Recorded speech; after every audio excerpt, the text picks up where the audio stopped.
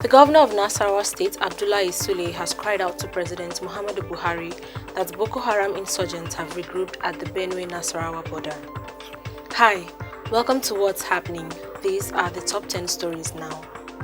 At number 10, a newly recruited policeman, David Friday, has been arrested alongside a soldier attached to the 32 Artillery Brigade Nigeria Army, Innocent Victor, for alleged involvement in armed robbery in Ondo State. Both suspects reportedly robbed some persons in Akure. Parading the suspects on Thursday, the State Police Commissioner Bolaji Salami said Friday had earlier stolen an exhibit motorcycle at his duty post before he was caught for another robbery. Salami listed some of the items they stole to include 6,000 naira, one Itel phone valued at 8,500 naira, 30 liters of petrol, and 125,000 naira. At number 9, the World Health Organization has warned that Africa is in danger of being left behind in COVID-19 vaccination as prices have increased due to competition in other regions. The organization's regional director for Africa, Matshidiso Moeti, gave the warning on Thursday during a briefing. She stated that Guinea was the only low-income country on the continent to have received doses, with only 25 people vaccinated so far. Seychelles is the only country on the continent where a national COVID-19 vaccination campaign has started. But according to her, the story was different in wealthier continents where the vaccines had been administered in 50 nations so far. She also made it clear vaccine hoarding will only prolong the pandemic and delay Africa's recovery. At number 8, Nigeria will pay 7.8 billion naira as entitlements, severance allowances, and other prerequisites to former presidents and their vices in 2021, even as we plan to borrow and sell government properties to fund the budget. This year's budget is the second lowest amount that will be allocated to retired top government leaders since 2017. The fund is a yearly ritual in the nation's budgetary cycle, and by the end of 2021, it would have cost Nigeria about 68.8 billion naira in 5 years. At number 7, President Muhammadu Buhari has approved 6.45 billion naira for new oxygen gas plants in 38 locations across Nigeria in a bid to enhance the treatment of coronavirus patients in the country. This was disclosed by the Minister of Finance, Budget and National Planning, Zainab Ahmed, at the first National Economic Council meeting of the year presided over by Vice President Yemi Osibanjo.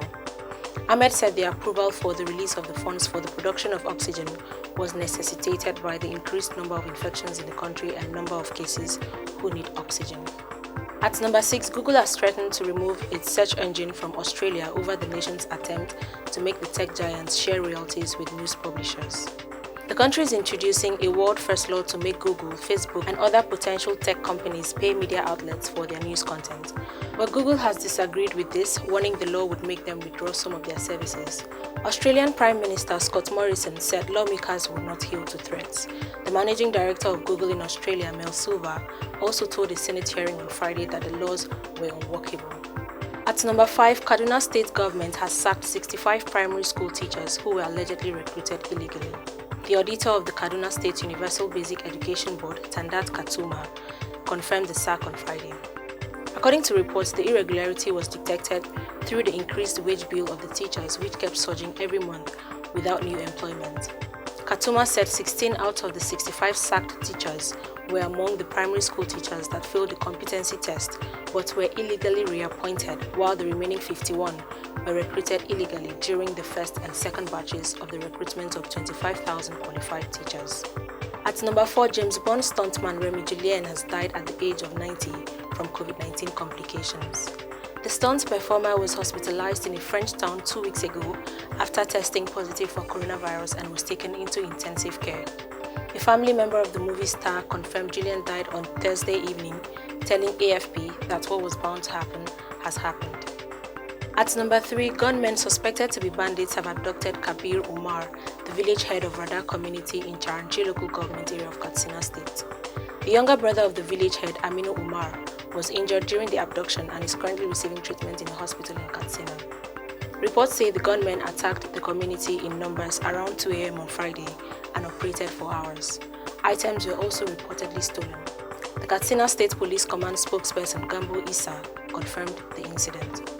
At number 2, a tanker, shops and dispensing meters of a petrol station were gutted by fire on Friday following a gas explosion along Nnewi-Nnobi Road, Nnewi, Anambra State.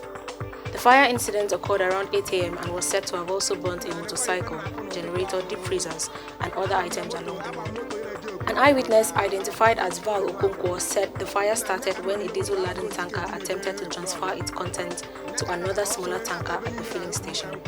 Okonkwo, whose shop is close to the filling station, however, said the fire was later extinguished by firefighters from the area and no life was lost. Finally, at number 1, the governor of Nasarawa State, Abdullahi Sule, has cried out to President Muhammadu Buhari that Boko Haram insurgents have regrouped at the Benue-Nasarawa border. He said even though the terrorists had been dislodged from Toto local government area of the state, they have regrouped at the border from where they are now launching attacks on residents and causing havoc in communities. The governor, who spoke to State House correspondents on Friday after meeting with the president at the presidential villa Abuja, said he came to meet with Buhari to discuss the insecurity issue in Nasarawa State, as well as other issues, including the possible federal government's takeover of Jitata Road, which serves as an alternative route from the state to the FCT. Always remember to wear your mask, wash your hands, and stay safe. That's all for today. See you next time on What's Happening.